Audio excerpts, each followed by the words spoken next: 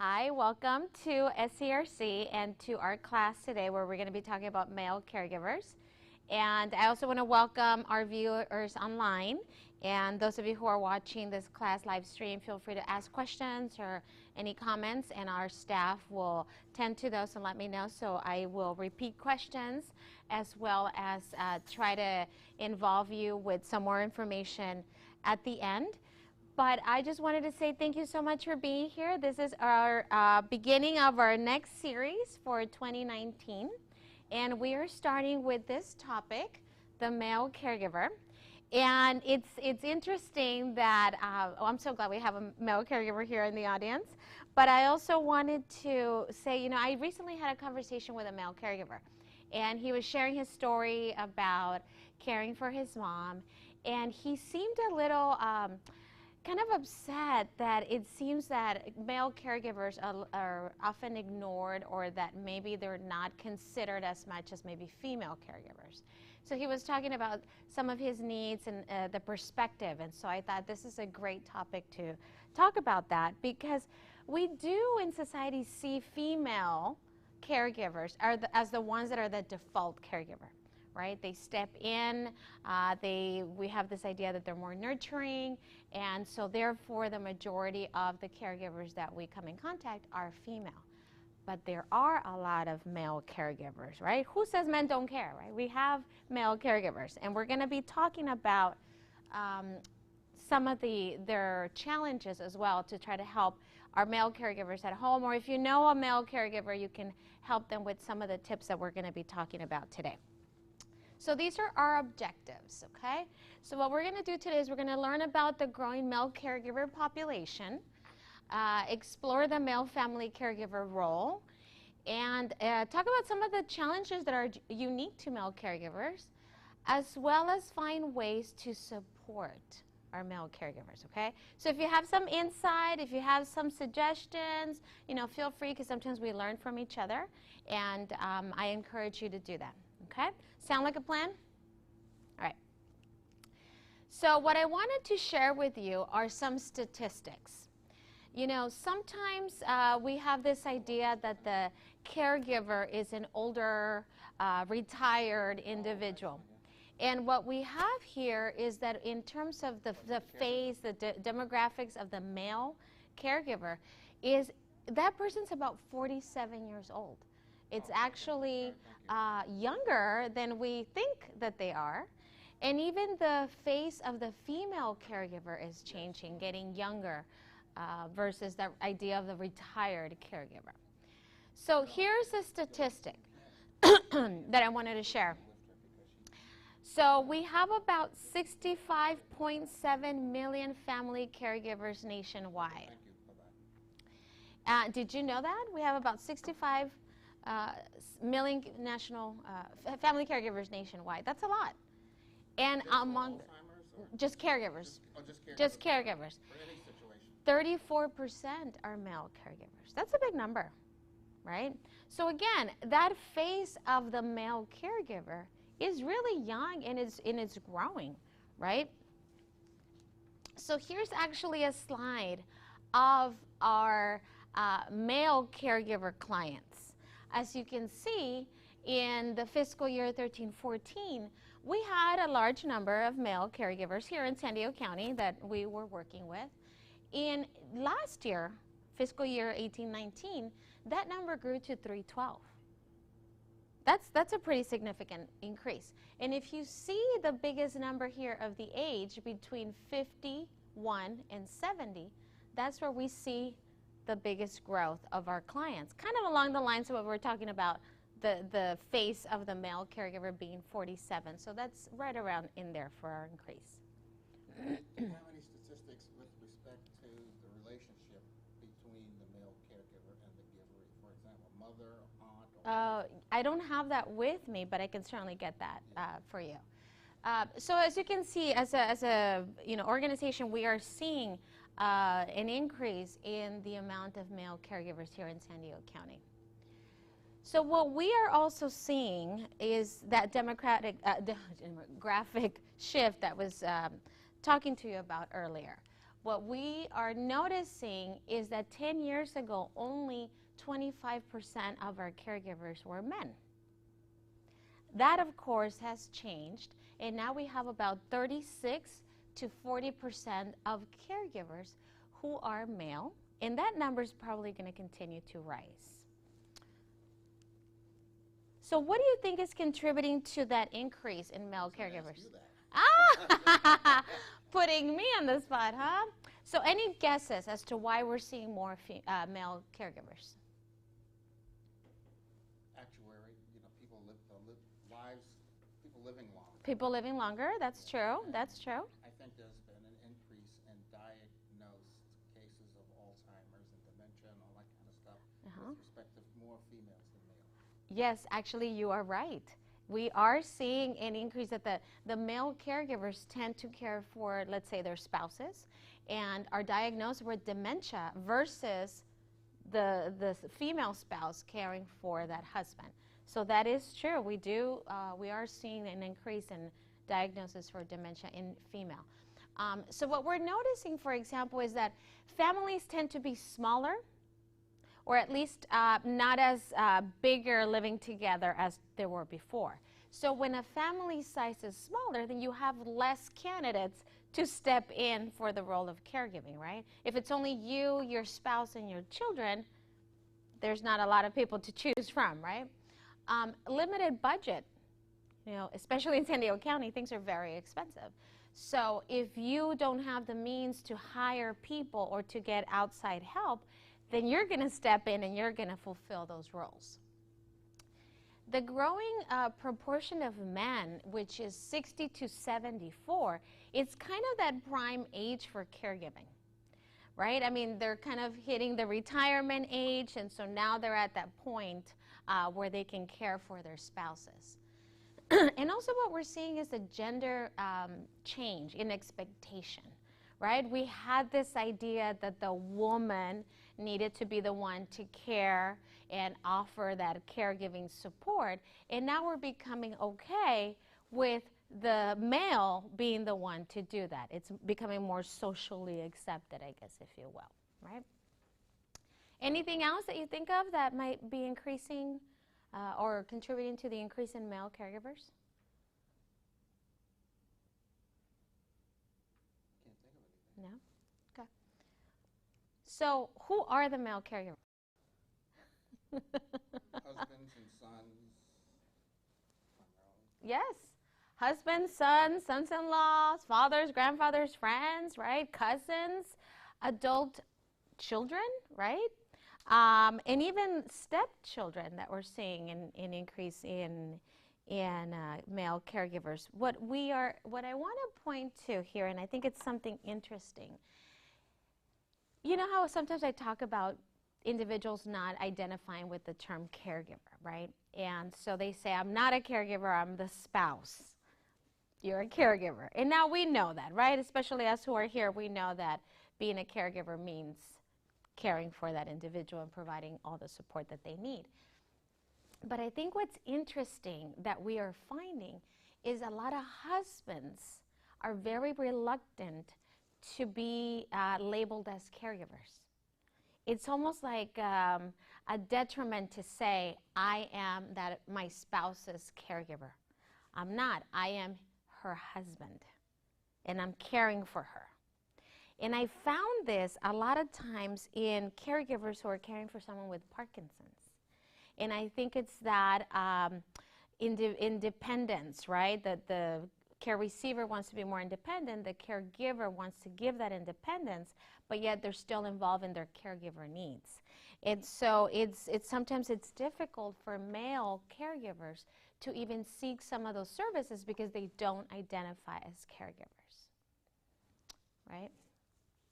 So one of the things that I always find interesting is the cultural perspective of male caregivers, right? We're here in San Diego County, so we're unique in that regard, right? We're by the border, close to Mexico, so a lot of our clients that we see are of Mexican American descent.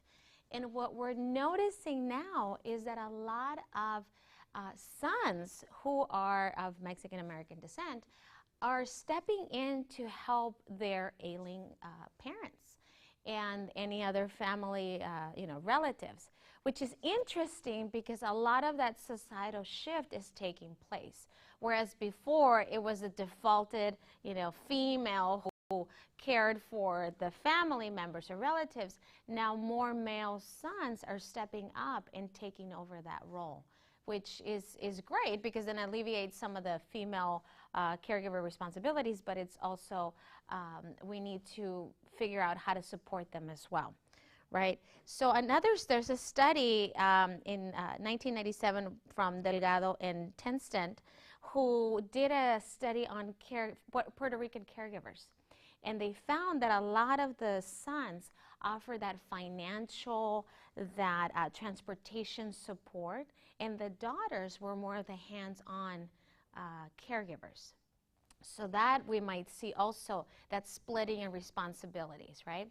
I have an interesting story about this. Actually, we know someone who is here in San Diego County and is the caregiver. He's an adult child. There, he's got all his siblings, and he started in that role very young, and caring for his mother and his younger siblings. And now, he's a wealth management. He's into wealth management, and he is very keenly aware of the needs of the male caregiver, which are a lot, a lot of needs. So, what I want to share next is very much a generalization of the differences between male caregivers and female caregivers. Okay? So what I want you to do is I'm going to compare the two, and let me know if this kind of rings a bell, okay? Since we have both, perspectives here. So men as caregivers typically seek outcomes regardless of the process. You agree with that? Whereas females tend to worry about the process later. So the approach that we see from female and male caregivers is going to determine the kind of help that they get, right? So if men look at a problem as, let me just fix the problem, and women look at the problem as, well, why is the problem happening, then you're seeing two different perspectives, right? Yeah, that happens to me when I can't deal with my wife. I call my daughter. Okay. My daughter then comes in. And she steps in. She's more of a nurturer. I'm more of a fixer. Because I want the problem, whatever it is, to fix be it resolved quickly. And the challenge with that is, I mean, it's good that you recognize that, but the challenge with that is you can't fix dementia, right? So if, let's say, your spouse, and I'm not saying yours particularly, but let's just say has dementia, how do you fix that? You can't. So now how do you approach that challenge? And that's where we need, to be able to support.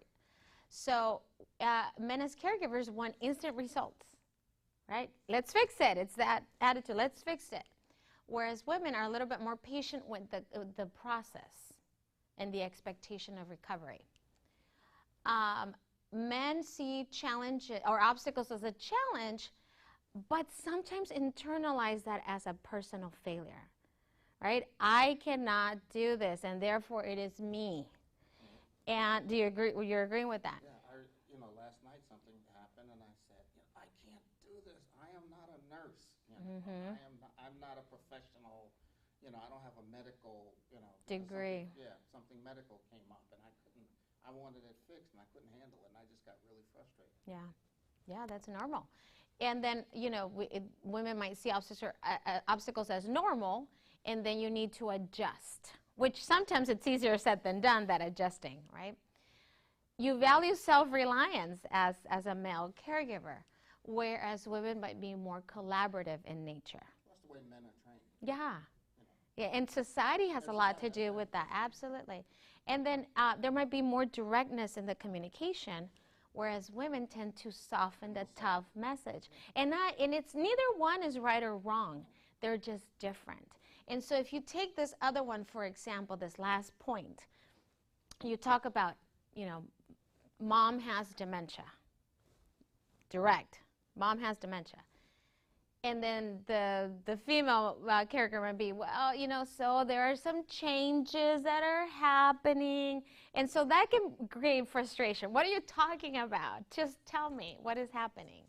So this is where it's really interesting, the approach, because it's not a one, you know, method that's going to work. We need to be aware of what our expectations are when we're approaching the problem, and also from the society's point of view, right? What is there for me, which is different for others?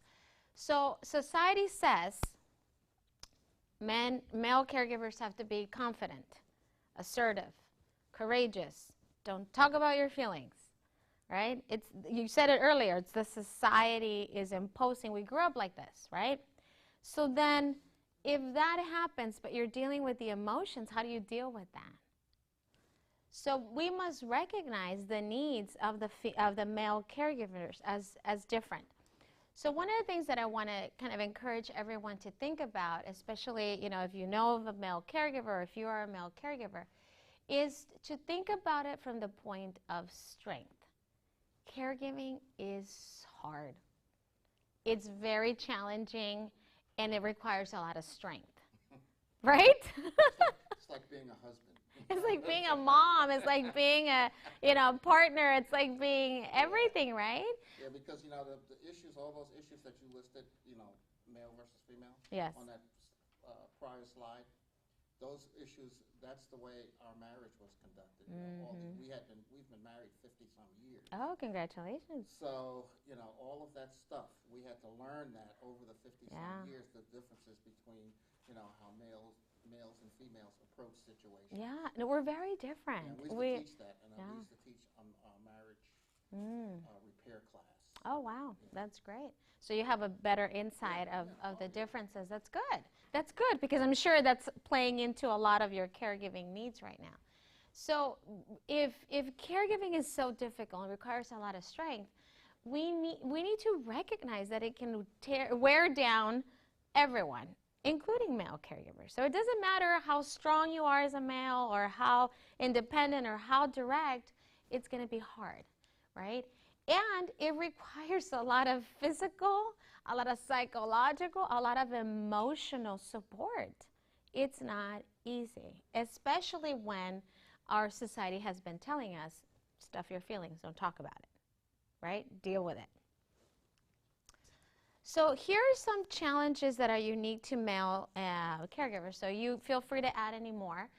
But, you know, first of all, that society expectation or perception that all caregivers are female.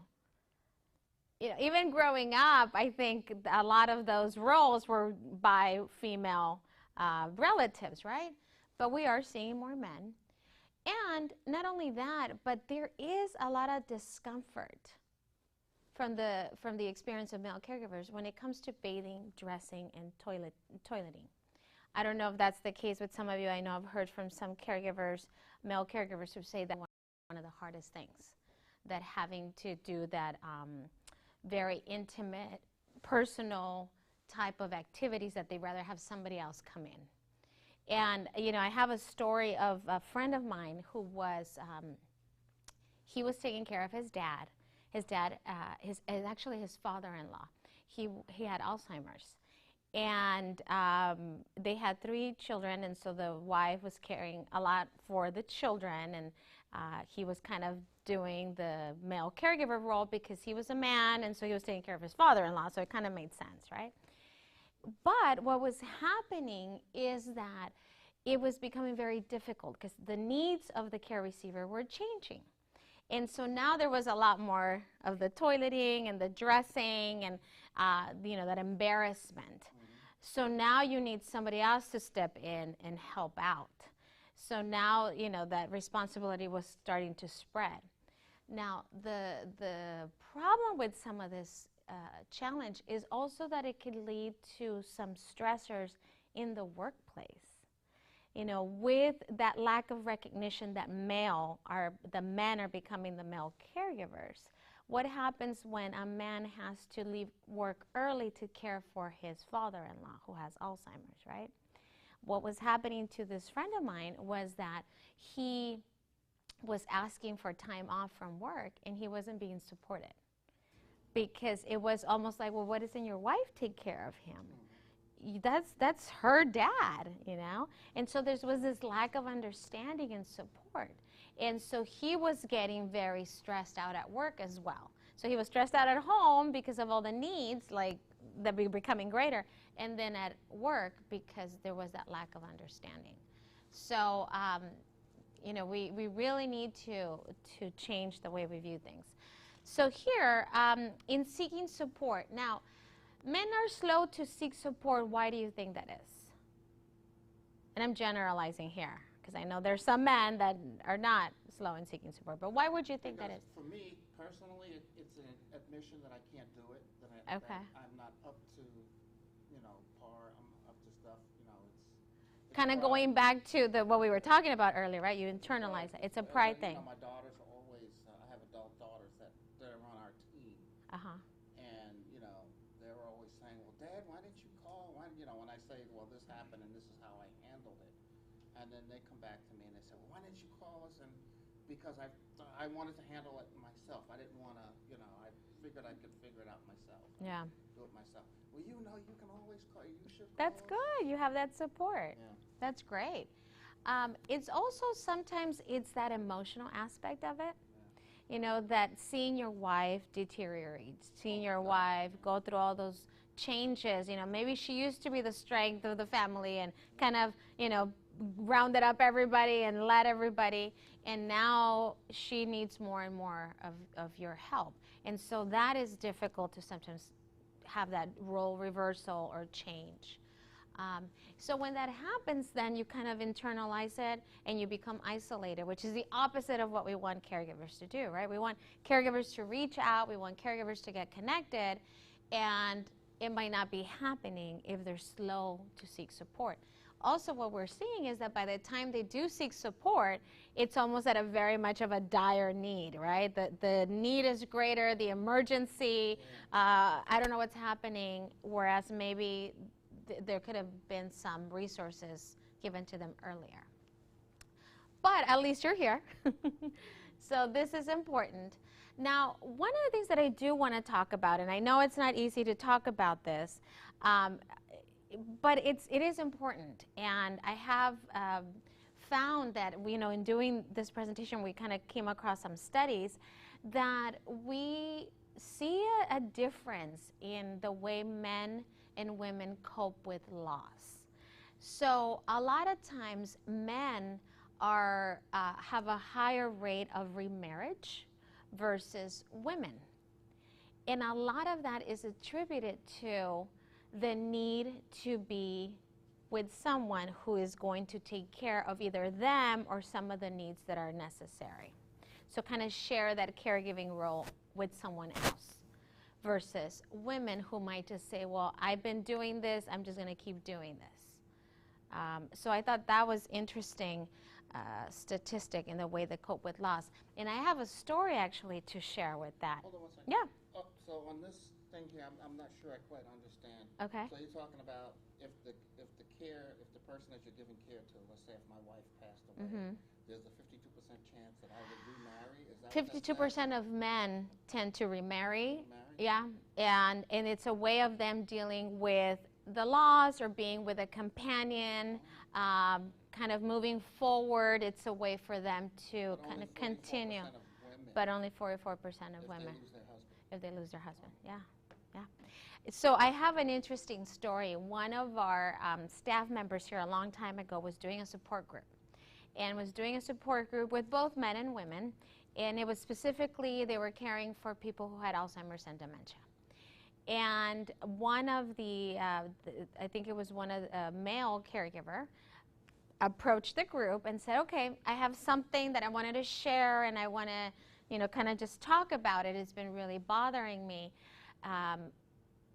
I would like to consider dating again. And that companionship, right, that being with someone. And the women in the group were so upset at him that he could even consider that. as his wife was kind of towards the end of her life. But to him, it was something that he was preparing for, and so he was quite young by comparison. How am I going to go through life? I might think about marriage again. And they just didn't support him, and he was feeling very ostracized, and this was a support group, right? So of course they had to redirect and kind of bring it back, but these are some thoughts that are legitimate thoughts that people might be thinking about. Not me. So what I want to move towards now is give you some tools, right, for the male caregivers or for the friends of male caregivers, right? Because we understand that the perspective as caregivers is different.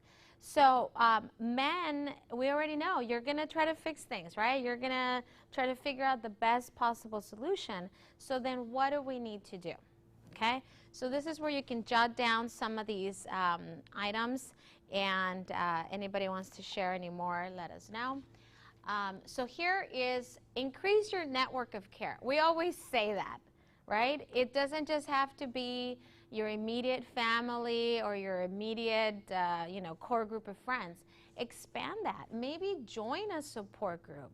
And not only join a support group, but especially right now we're talking about male caregivers, find an all-male caregiving support group. And they are out there. We actually have one of our supporters who started the first male caregiver support group here in San Diego County. So if you're interested, we can put you in contact with that group.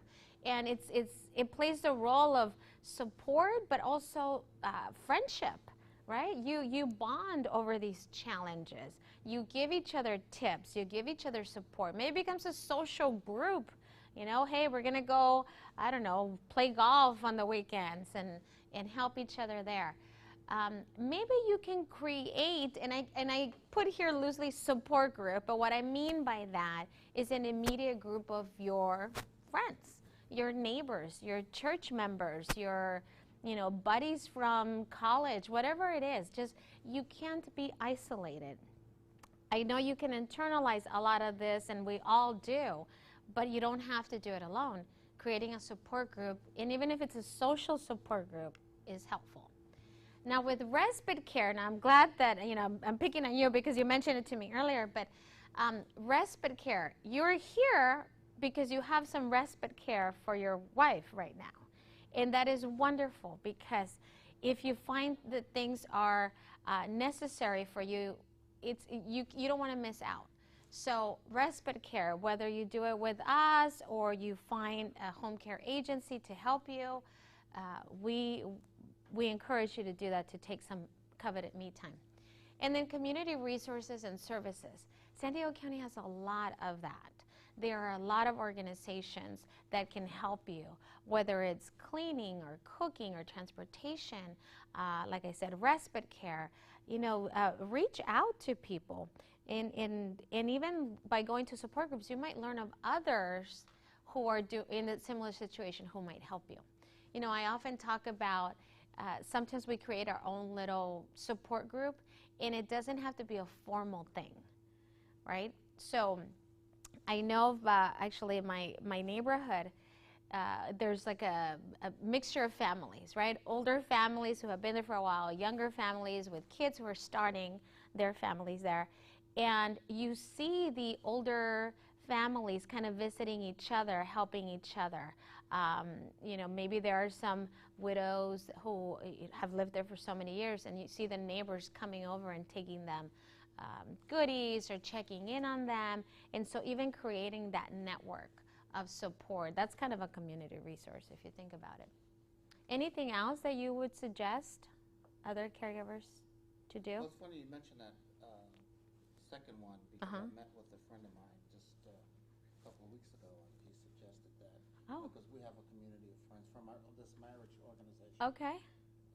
That we were in. We get some of the men together whose wives are having difficulties. So Okay. he was going to send out some fewer emails to anybody that would be interested in doing that. So. And have you started doing that? This was just, we had breakfast Saturday. Oh, okay, so you're literally just starting this. Starting, yeah. That's great. Keep at it. And maybe it ebbs and flows. Maybe it gets bigger, maybe it gets smaller. But to do that on a regular basis, it's important. is really important to offer you that support. Okay, so more tools for you, okay? And I really want you to visualize that toolbox, okay? That toolbox that you're going to carry around, so whenever you're presented with a challenge, you know, get the tool that you might need at that moment, and maybe it doesn't work, so you get another one. So I really want you to look at it that way. So the first thing that we tell people is increase your knowledge. What is the disease of the person that you're caring for? What does it look like? What is it going to look like? What are the treatment options? What are the resources surrounding that? Doctors, you know, medical equipment, whatever it is. Try to find as much information as you can. I mean, we have a library of books upstairs and videos. You know, sometimes it's hard to identify, well, what does dementia look like? What is Parkinson's going to look like? So it gives you a good idea, at least the expectations, Yeah, what it might be. The workshop that you had a couple of weeks ago, Yeah. was it last month on the virtual? Yes. Yeah. Was that And helpful? that one on the brain, I mean, I'm glad I started with that one. Good. Yeah, because it gave you a good understanding. And especially with the brain, you know, we don't see it. Did you do that one? Yeah. Oh, okay. Yeah, that was me. With the brain, you know, we don't see it, but we do see the behaviors. We do see the way the person is reacting to things, but we don't understand what's going on. So by doing a book or coming to a class like that, it gives you a better sense of what's happening. Yeah, that's the one that really, you know, Oh, good. opened my eyes to a lot of stuff. Good, I'm glad. And maybe you can have your buddies come next time and learn from that class as well. Okay, so this is your homework, okay? So right now, I wanted you to identify 3 challenges that you might have, okay? So anybody out there, 3 challenges that you might have, that you might see as challenging, that you need help with, okay?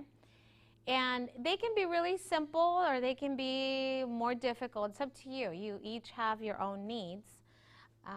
But let's say, you know, I'm going to pick, did you pick 3? Oh, I thought it was homework. Okay, your homework. You can pick as many as you want. I'm gonna just do one right now so that we can do it together. So let's say my challenge, I'm a male caregiver, and my challenge is I need to take out the trash, and I keep forgetting, right? I keep forgetting to take out the trash. And by the time I hear the trash truck coming, it's too late, right? I'm trying to lug things out, and I always forget. So how can you help me with that challenge? What could I do? I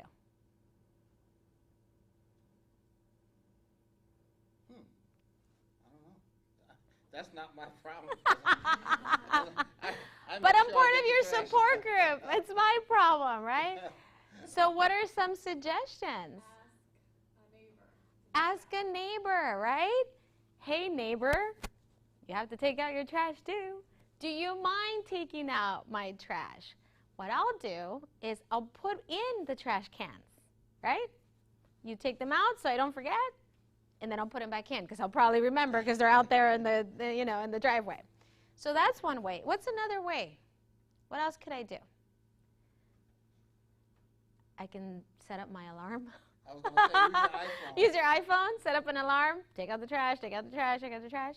If I have young children, like teenagers, let's say, every time you take out the trash, I'm going to pay you, right? That's going to be your allowance. That's your job.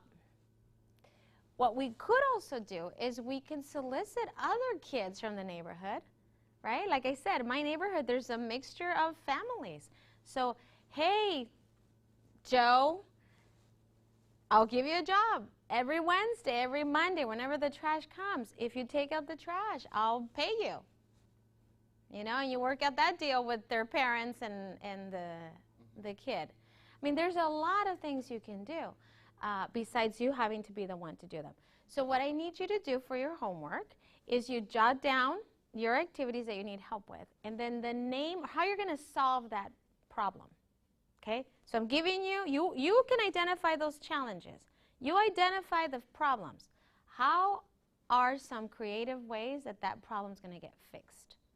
And you don't necessarily have to be the one to do them. You can coordinate it, but you don't have to be the one to do them. Now, are you talking about challenges with respect to caregiving or just challenges in general? Like I said, I said trash, right? Technically, I mean, it depends how you look at it.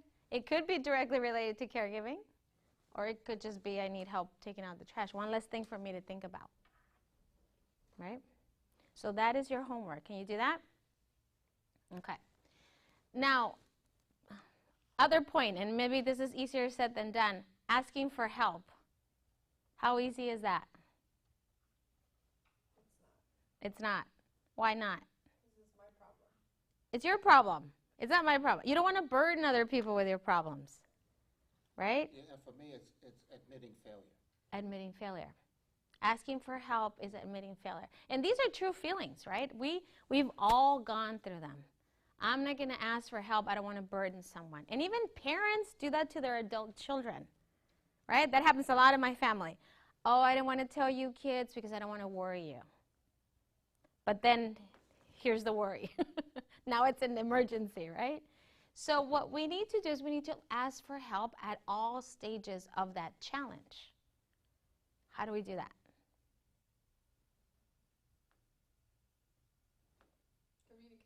Communicating. We talk about it, right?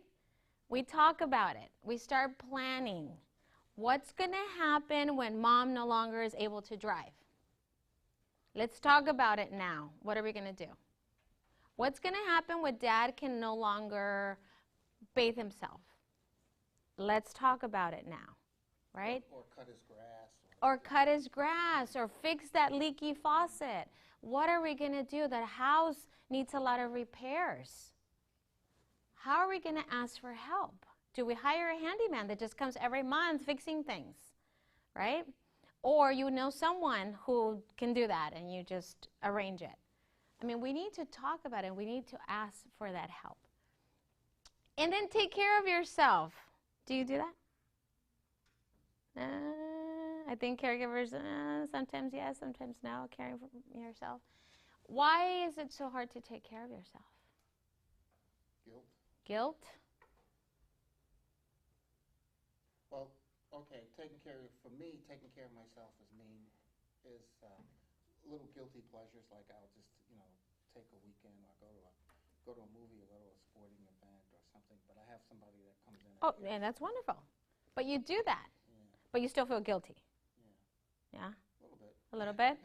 And that's because you're a very caring person and you really love the person that you're caring for. But you need to love yourself too. Right. You need to care for yourself and my too. kids keep telling me, Dad, you need to, because Listen to them. Listen to your kids. if something happens to you, if you get sick, then Yes. there's two of you that we. Your kids are wise. Because what happens is sometimes caregivers, in not taking care of themselves, end up getting sick. Yeah. And then they get sick, and now who's going to take care of the caregiver and the care receiver? Yeah. And so that becomes a bigger problem. So we're going to find some ways to take care of yourself using what we call the SMART goals, okay? And we'll do that in a little bit. What we're going to do right now is think about this. If you cannot identify the problem, how are you going to find the solution? Think of a leak. Like even on your bike, right? If you have to figure out where that air is coming out from so that you can patch it. And if there are way too many leaks, then you need to change the whole tire, right? Same idea. And that's why that's your homework, okay? Do you need help with meal preparation, with cleaning, with laundry, with cutting the grass? Those are simple things that you might think are not related to caregiving. They are, though. But they are. Because it's just me and my wife. Yeah. And So so I have to do everything. you have to do everything. I can do nothing anymore. Yeah, exactly. So one less thing for you to do is going to refocus your attention on her and on you. Meal preparation, Costco. Stick it in the microwave. Stick it in the microwave. That's the best invention, right? Yes, absolutely. Okay, so here are the SMART goals. Okay, so what do you like to do for fun? I like to travel. I like to watch TV. I like to read. Okay. Pick one. Travel. Travel. Trips, Weekend getaways. Okay. So that's a simple thing that you can do once a month.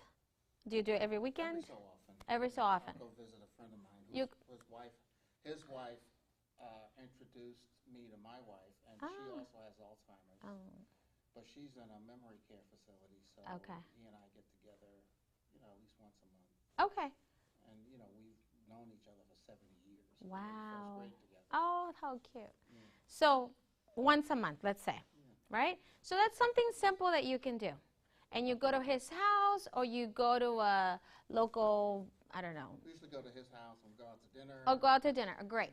So that's simple. You can do that, right? It's measurable. It's not like, well, let's just get together whenever and figure out what we do. I mean, you actually say it's going to be once a month.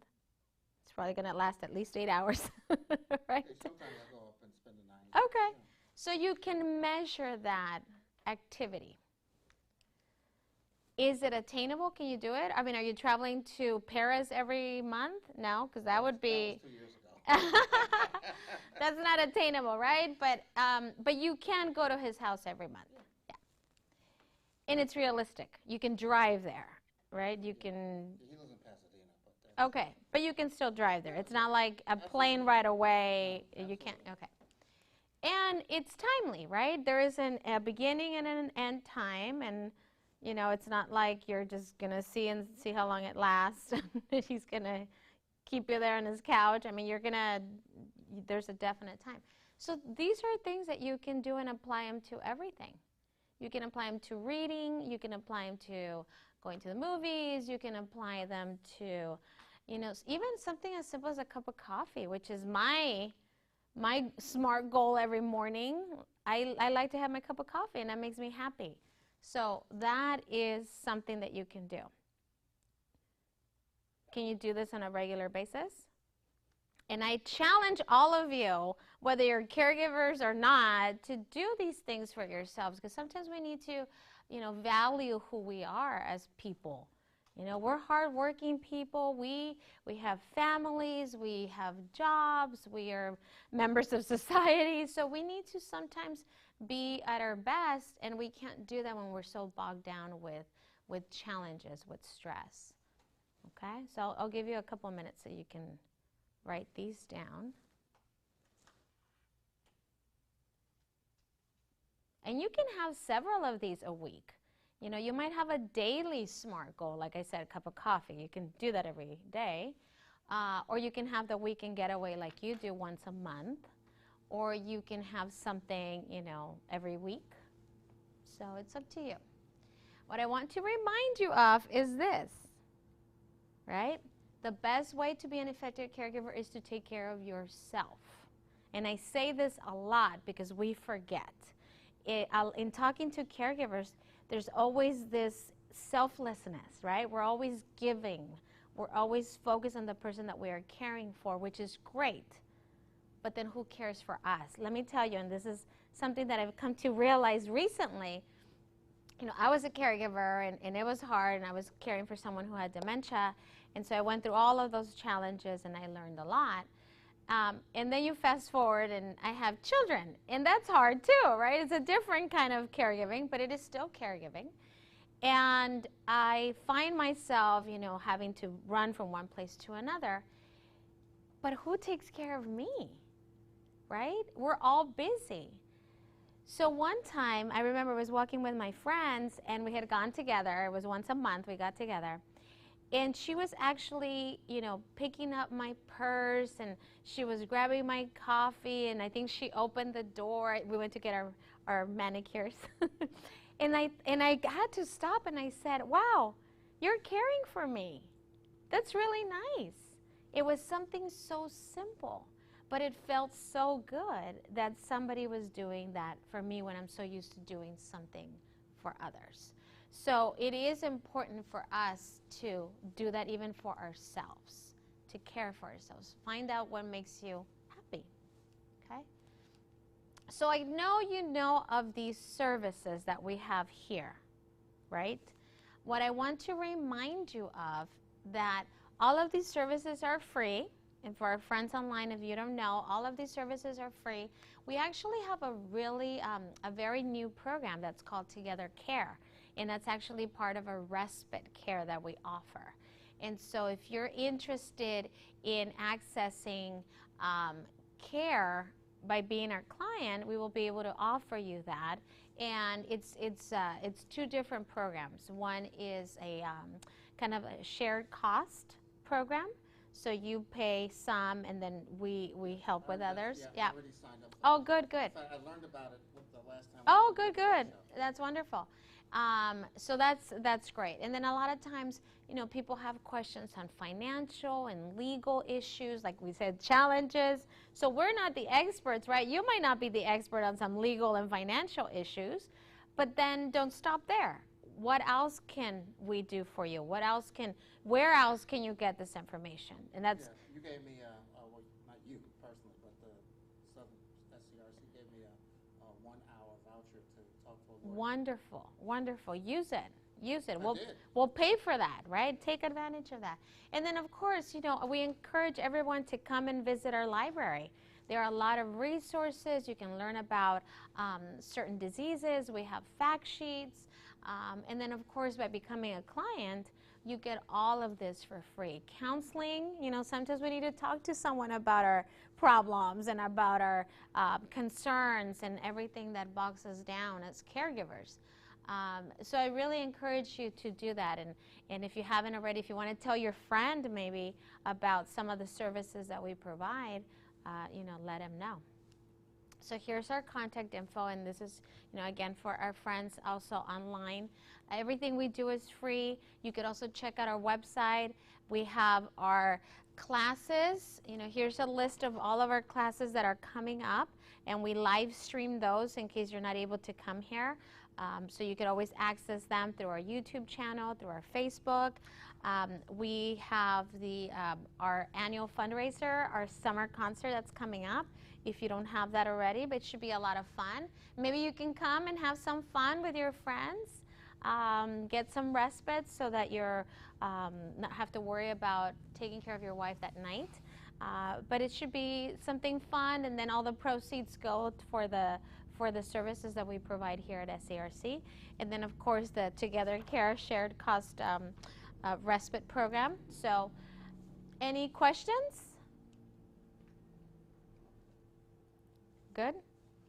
Any questions online? No? All right. Well, thank you so much for being with us today. We encourage you to check out our other live stream classes online, and then stay tuned for our next one on August 14th. And same place, same time, and we'll see you soon. Very good. Thank you.